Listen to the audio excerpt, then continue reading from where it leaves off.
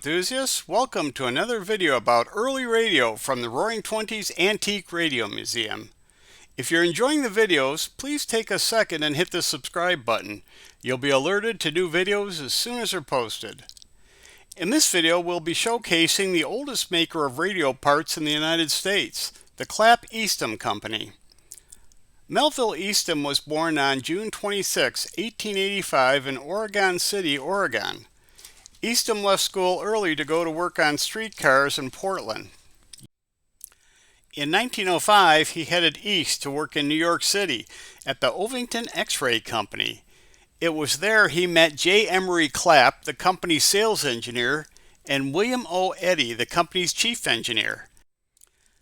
After a year at Ovington, Eastham, Clapp, and Eddy decided to start their own X-ray machine parts business. J. Emery Clapp was providing the financing, which gave him the leverage to persuade his partners to start their new company in his hometown of Boston at 729 Boylston Street. The company would be named Clapp and Eastham. Eddy would leave the company within the first year, and the name was changed slightly to Clapp-Eastham. After 1 year, the company would move to Central Square in Cambridge. They were there for only 6 months when the building was torn down and the company was forced to move. They settled in at 139 Main Street in Cambridge. Clapp-Eastham started out making X-ray equipment. The high-voltage spark coils used in X-ray equipment turned out to be very useful in spark gap transmitters, and soon the company expanded their product lineup to cater to amateur radio operators. They came out with their first catalog after their move to Main Street in Cambridge. The catalog was just 10 pages long, showing motors, wireless spark coils, and other items. In 1909, Clapp-Eastham began manufacturing radio parts and crystal radios for the J.J. Duck Company of Toledo, Ohio. In 1910, Clapp sold his share of the company to O. Carroll Luscombe. Little is known about Luscombe. Eastham carried on, and Clapp-Eastham grew into a well-respected manufacturer of high-quality radio apparatus. The company's customers included Reginald Fessenden, Edwin Armstrong, and G.W. Pickard, among others. In 1912, Clapp-Eastham came out with its own crystal radio set, the Blitzen Crystal Receiver. Melville Eastham was more interested in making testing equipment for the soon-to-be booming radio industry. In 1915, Eastham decided to leave his company to start a testing equipment business, the General Radio Company.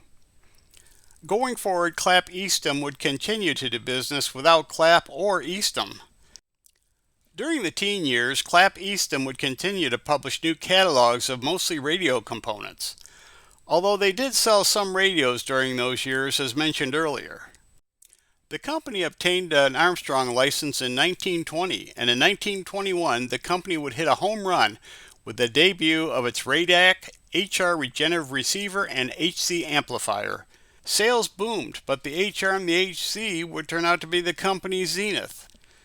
Clapp-Eastham would follow up with more radios in the Radac line, the R4, the Radac RHM, named in honor of R.H. Macy, and the HHL receiver and amplifier. Clapp-Eastham could not keep up with the competition, and their business began to decline.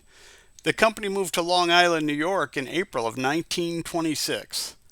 The last radio model it produced was the Baby Emerson in 1927. The Clapp-Eastham Company finally closed in 1929. The Clapp-Eastham Company has been gone for nearly a century, but the company that J. Emery Clapp and Melville Eastham started in 1906 will not be forgotten. They were the United States' first radio parts company.